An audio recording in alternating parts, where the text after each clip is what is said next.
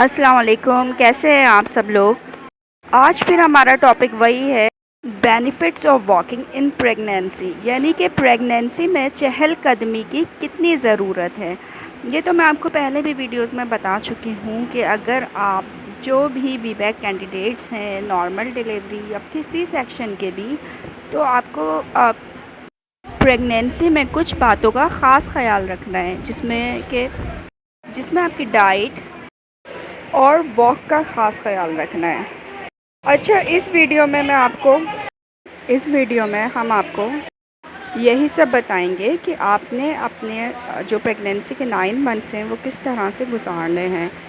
Walk करनी है तो किस तरह से करनी है, क्या पहनना है, क्या खाना है, किस तरह से वॉक करनी है, डाइट क्या लेनी है और भी बहुत कुछ।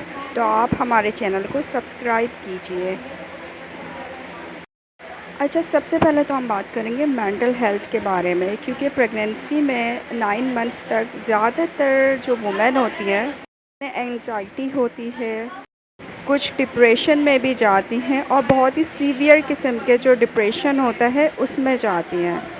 मैं फ़ेसबुक पर और दूसरे प्लेटफॉर्म्स में कुछ ख़वातीन के क्यूरीज़ देखती हूँ, उसमें काफ़ी डिप्रेशन में एक ख़ातून थी जो कि डिप्रेशन में अपने हस्बैंड से सेपरेशन के लिए भी रेडी हो गई, क्योंकि उन्हें तो पता ही नहीं था कि वो किस फेज़ से गुज़र रही हैं या क्या वो कर रही हैं।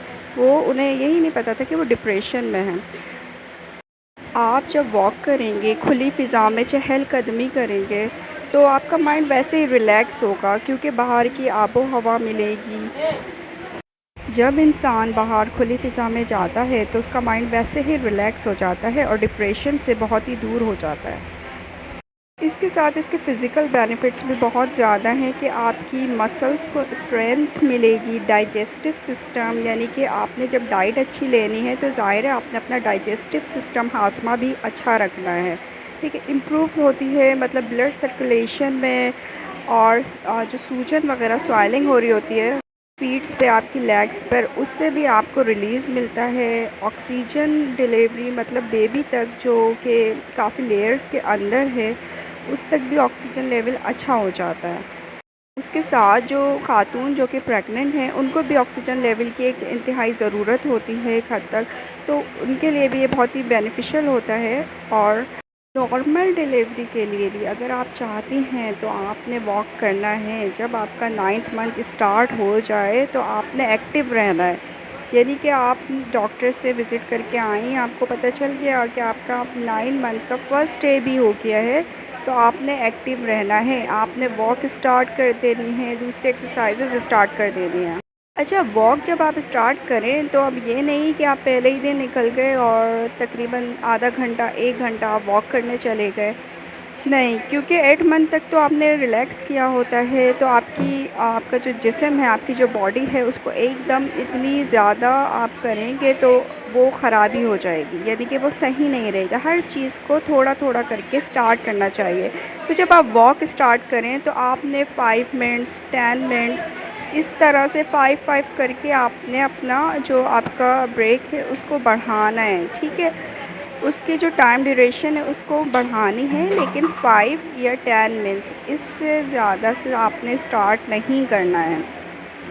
आपने फ़र्स्ट डे 5 मिनट्स करी, सेकंड डे आपने थोड़ा बढ़ाया या 10 मिनट्स की, तकरीबन आपने 2-3 दिन इसी तरह की। उसके बाद आपने अपना लेवल बढ़ाना स्टार्ट किया, फिर आप भले आधे घंटे तक भी आप इसको एक्सीड कर सकते हैं कि हाफ़ आवर आप डेली वॉक करें, इसको एक्सीड कर सकते हैं। प्रेगनेंसी में वॉक भी आपको देखभाल की करनी होगी, क्योंकि आपने देखनी है कि आपकी जो सरफेस जहाँ वॉक कर रहे हैं वो ऊंचा नीचे तो नहीं है, क्योंकि आपने बड़ों से सुना होगा कि ऊंचे नीचे में पैर ना पड़े। अपनी बॉडी को हाइड्रेट रखना होगा।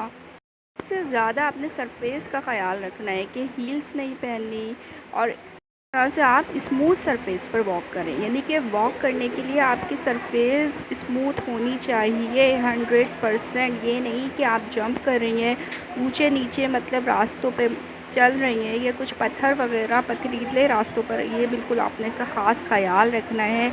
ये देखकर ही आपने वॉक करनी है कि आपका रास्ता फ्लेक्सिबल है, स्मूथ है, ये नहीं कि आप बस वॉक करना स्टार्ट कर दिया आपने, अल्लाह ना करे पैर आपका मुड़ जाए या कुछ भी, इसका ख़ास ख़्याल रखना है आपने। शूज़ भी आपने इसी हिसाब से रखने हैं, हील्स नहीं पहननी है।